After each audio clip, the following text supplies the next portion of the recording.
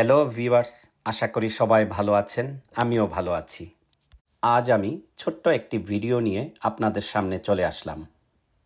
এখন আমি খুব সহজ পদ্ধতিতে চিকেন বিরিয়ানি রান্না করব।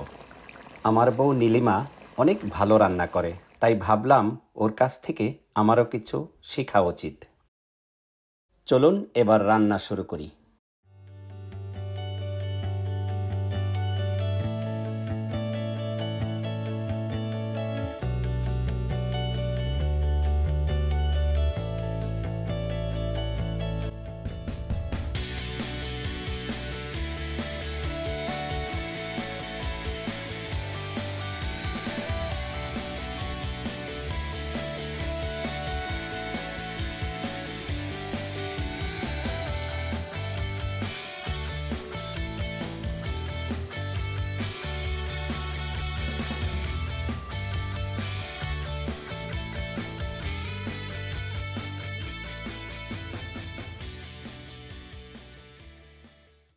এবার আমি মুরগির মাংসটাকে খুব ভালোভাবে মিক্স করে নিচ্ছি।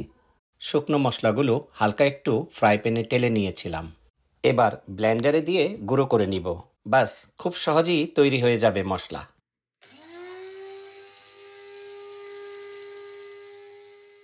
এবার একটি ফ্রাই প্যানে অল্প একটু তেল দিয়ে আলুগুলো ভেজে নিচ্ছি।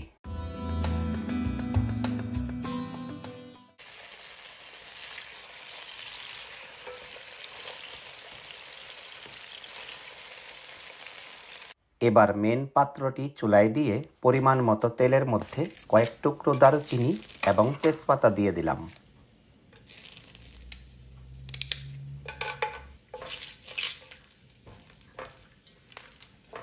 এখন দিয়ে দিলাম 1 কাপের মতো পেঁয়াজ কুচি।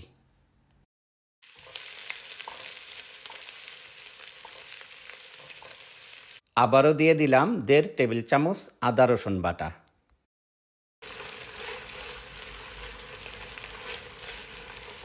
পেঁয়াজটা একটু হালকা ব্রাউন কালার হয়ে গেছে। এখন আমি আগে থেকে মাখিয়ে রাখা মুরগিগুলো দিয়ে দিচ্ছি। এরপর খুব ভালো করে মিক্স করে ঢাকনা দিয়ে ঢেকে দিব।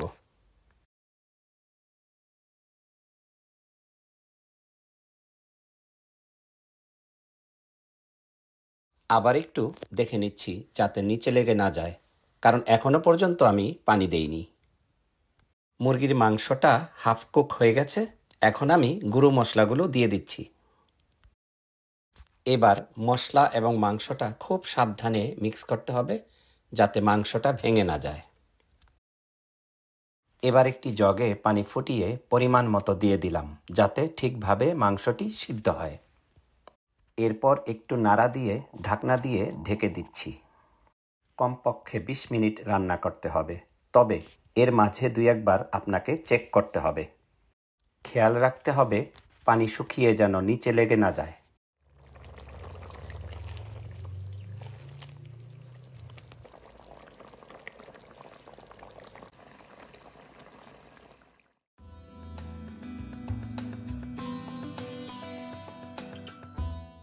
এবার মাংসটা পুরোপুরি সিদ্ধ হওয়ার আগে ভেজে রাখা আলুটা দিয়ে দিচ্ছি।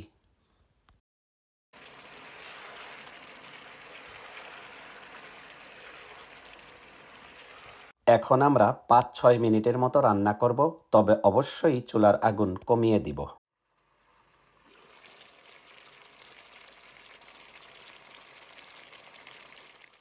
হ্যাঁ, সুন্দরভাবে রান্না হয়ে গেছে। এখন একটি পাত্রে আলু আর মাংস তুলে নিচ্ছি। বাকি মশলাগুলো হাঁড়িতেই রেখে তার মধ্যে 30 মিনিট ভিজিয়ে রাখা ঝরানো চালগুলো দিয়ে দিচ্ছি।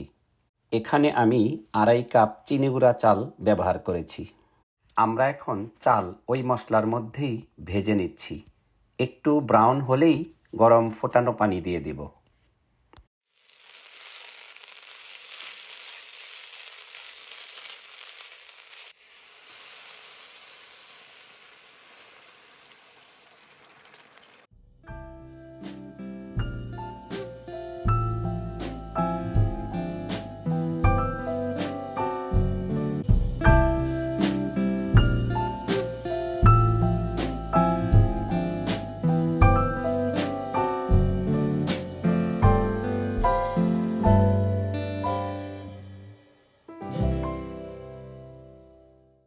কয়েক মিনিট রান্না করার পর আমি 7-8টা কাঁচামরিচ দিয়ে দিচ্ছি, তাতে অনেক ভালো একটা গন্ধ পাওয়া যায়।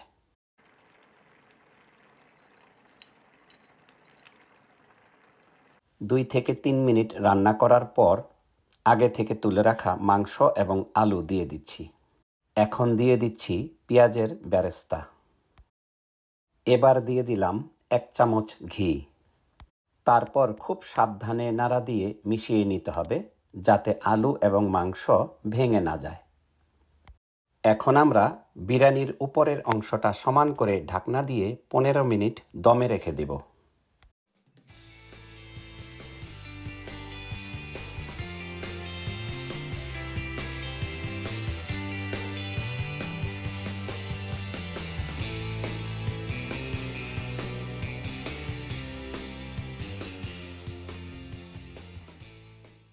বন্ধুরা, এবার আমাদের বিরিয়ানি রেডি। দেখতে যেমনই হোক, গন্ধে পাগল হয়ে গেলাম। তবে এখন বলবো আসল ঘটনা। আপনাদের কি মনে হয় যে আমার মতো মানুষের পক্ষে এই বিরিয়ানি রান্না করা সম্ভব? ক্যামেরার পিছন থেকে আমার বিউটিফুল ওয়াইফ নীলিমা সব কিছু বলে দেওয়ার পরেই আমি এই বিরিয়ানি রান্না করেছি। তবে এই পদ্ধতিতে আপনারা একবার বিরিয়ানি রান্না করে আমাকে কমেন্ট করে জানাবেন কেমন হলো। আর আমার এই চ্যানেলটি অবশ্যই সাবস্ক্রাইব করবেন এবং বেশি বেশি করে শেয়ার করবেন, যাতে আমার মতো এরকম আনাড়ি লোক যারা আছে তারা যেন এই ভিডিওটি দেখে রান্না করে খেতে পারে। তবে এখন আমি আর বেশি কথা বলতে পারবো না, কারণ মাথায় ওই একটাই চিন্তা, কতক্ষণে খাবো। আজকের মতো এই ভিডিওটি এখানেই শেষ করছি। আবারও চলে আসবো অন্য কোনো ভিডিও নিয়ে আপনাদের মাঝে। ততক্ষণ পর্যন্ত ভালো থাকবেন সবাই।